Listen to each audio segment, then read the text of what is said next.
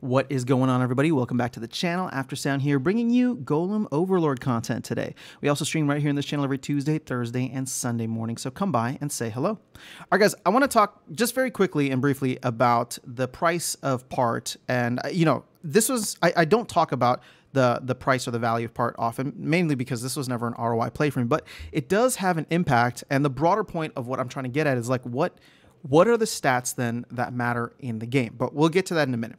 You can see for the most part, like part has just been on a relative downturn ever since its inception. Obviously, there was a lot of hype at the beginning. It was over $1, but as of today, it's trading at less than half a penny. And you can look at this and say, well, people are excited and hyped for land. They're excited maybe for Genesis League Sports, and maybe they're taking that value, selling part, and going and buying assets on the other side.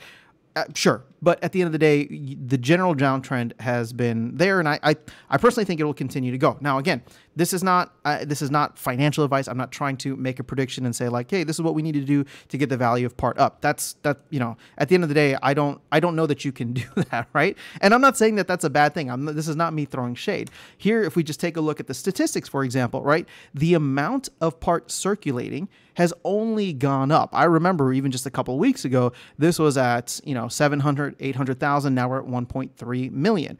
And again, as people continue to go higher in the game, they only continue to earn more and therefore only have to burn less than the amount that they had to burn the day before, right? So, or sorry, the amount that they don't have to burn only increases over time.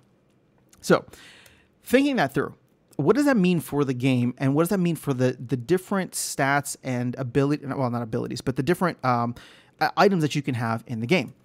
Okay, assuming that part will forever head downwards, that means that at some point in the future, right, part will be so low that somebody can come in and for $1 burn as much part as Angry Chipmunk, right? They can come in and burn like almost 2 million part because of just how low the value of part is over time. So therefore, part doesn't have a value or a utility outside of leveling up in the game, or outside of increasing your overall stats in the game.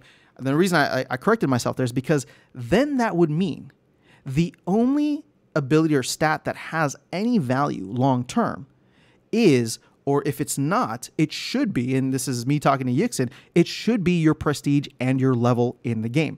Why do I say that? It's because this takes the most time, and it's limited by the amount that you can put in, right? So your reputation, this can only go at a certain maximum, right? Right now, my level's at 11, so therefore I can increase it to a max of 6.48 XP per hour if I burn, the appropriate amount of reputation.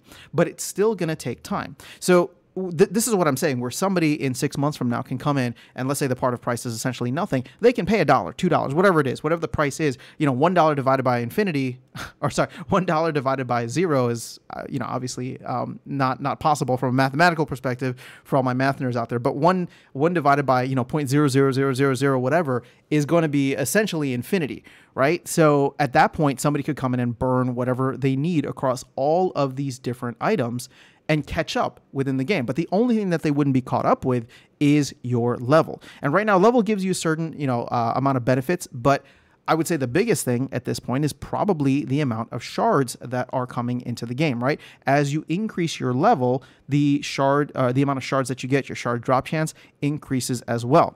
Now, we're going to have to play that game with shards also, because ultimately, I don't know if there's a cap. There might be a cap on level. Obviously, I haven't reached it yet.